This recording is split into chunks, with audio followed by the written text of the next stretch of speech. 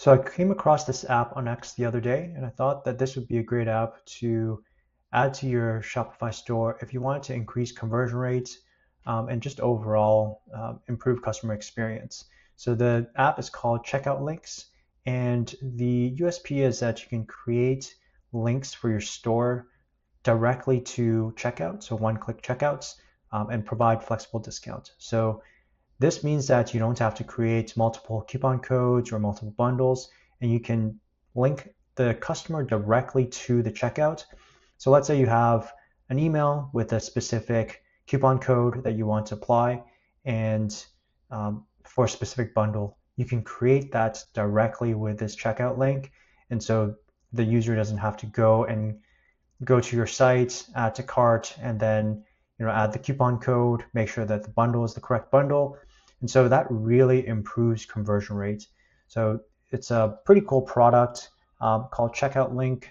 Yeah, they have a demo here of the different types of links that you can create. So a subscription and discount, for example, or free gift with the product discount and free shipping.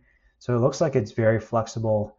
So they have checkout links, and then they also have landing pages as well. So you can A/B test landing pages going to different checkouts. So yeah, definitely a tool that you can use to try to see whether you can increase conversion rate. So I'll click through on this one here. So let's take a look at this live link.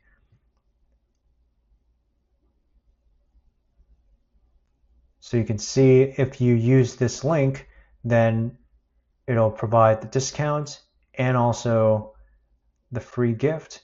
And I believe if I enter in my shipping address, it'll provide the free shipping as well. So yeah, super powerful to be able to have that go directly to checkout instead of going to either a PDP or homepage and just leave it up to your customer.